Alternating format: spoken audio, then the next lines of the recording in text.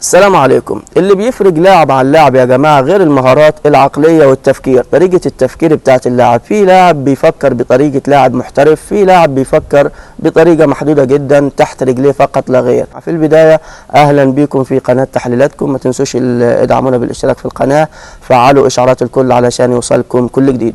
زي ما بقول لحضراتكم، أنا بقول ليه المقدمة دي يا جماعة، العقليات تفرق لاعب عن لاعب. لاعب بيفكر بتفكير محترف، لاعب بيبص على النواحي المادية.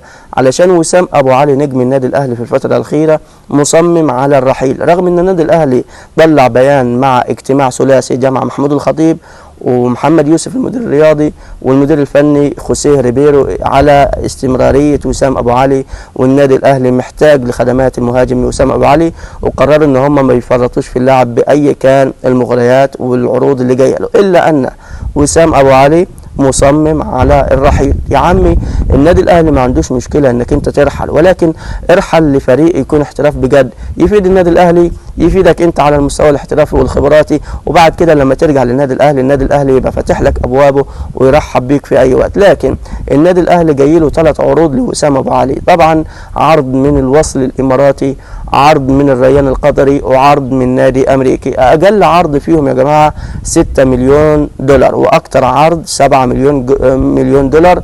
النادي الاهلي حط شرط ان هو مش هيستغنى عنه غير ب10 مليون دولار. زي ما قلت لحضراتكم، هو النادي الاهلي مش عايز يستغنى عنه نهائيا، ولكن لما شاف تصميم وسام ابو علي على الرحيل والاحتراف طبعا، فهو وضع شرط ده خلاص، طالما هبيع يبقى هبيع بالمبلغ اللي انا عايزه. العروض اللي جايه ل6 و7 لا، انا عايز 10 مليون دولار. المفاجاه ان نادي الريان القطري وافق على دفع 10 مليون دولار، والنادي الاهلي رد على الريان القطري طبعا واعطاه الضوء الاخضر طبعا ان هو يتواصل مباشره مع اللاعب وسام ابو علي ومع وكيل اعماله طبعا، من اجل معرفه يعني المبالغ الماليه والمستحقات الماليه ومتطلبات وسام ابو علي الماليه، من اجل اتمام الانتقال والصفقه طبعا الى الريان القطري في الصيف المقبل اللي احنا فيه، يعني الميركاتو الصيفي الحالي اللي احنا فيه، يعني بنسبه 70% وسام ابو علي خارج النادي الاهلي، خارج القلعه الحمراء في الموسم الجديد، الموسم القادم. خلينا اقول لكم طبعا العقليه يا جماعه بتفرق، زي ما بدانا في بدايه الفيديو، تفرق لاعب عن لاعب. شفت واحد زي محمد صلاح، عقليته رغم كل المغريات اللي كانت جايه له من السعوديه، يعني كانه هيكتبوا له نص المملكه ملك يا جماعه، المهم تعبير مجازي يعني، المهم يا جماعه رفض الرحيل عن نادي ليفربول علشان يصبح اسطوره خالدة طبعا في نادي ليفربول، ويواصل تحطيم الارقام مع اللعب دوري الابطال، مع اللعب في الدوري الاوروبي، مع اللعب في الدوري الانجليزي. دي كلها بطولات، مش الجانب المالي فقط. لكن واحد زي برضو محمود تريزيجيه زي ما قلنا في بدايه الفيديو فضل النادي الاهلي وجه من الريان القطري. واحد زي اشرف بن شرقي فضل النادي الاهلي وجه من الريان القطري، ما اكتفاش بالمبالغ الماليه فقط لا غير، لا بالعكس، يلعب مع النادي الاهلي كده كده هياخد مبالغ ماليه ايضا، وحياته ميسوره يعني، مش هو فقير يعني.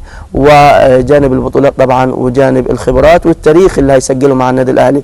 واحد زي وسام ابو علي، انت تألقت وفي النادي الاهلي وبقى لك ترند واسمك في النادي الاهلي، والناس كلها عرفتك من خلال بطوله كاس العالم، وسجلت هاتريك. انت لو في الريان القطري ما كنتش لعبت بطوله كاس العالم، ما كنتش اصلا شفت البطولات اللي زي كده. فبالتالي يا جماعه دي عقليه تفرق لاعب عن اي لاعب تاني. اللاعب محترف عقليته غير اللاعب المحلي اللي يبص تحت رجليه. وراهنكم وسام ابو علي هيروح هناك ويتألق، ولكن بعد كده ما يجيلوش عروض قويه جدا، لان ما فيش لاعب من الدوري القطري يروح مثلا دوري اوروبي. لكن فرصتك انك انت تلعب مع النادي الاهلي في بطولات عالميه وبطوله افريقيا، دوري ابطال افريقيا، هتخليك تاخد فرصه انك انت تظهر على المدى القريب او البعيد حتى في المحافل الدوليه. ده يا جماعه بخصوص طبعا رحيل وسام ابو علي، وتاكيد رحيل وسام ابو علي عن النادي الاهلي طبعا. والنادي الاهلي اداله الضوء الاخضر، ولكن وضع شرط اللي هو 10 مليون دولار في خزينه النادي الاهلي. في النهايه ما تنسوش الاشتراك في القناه، فعلوا اشعارات الكل علشان يوصلكم كل جديد. كان معكم قناه تحليلاتكم، سلام عليكم.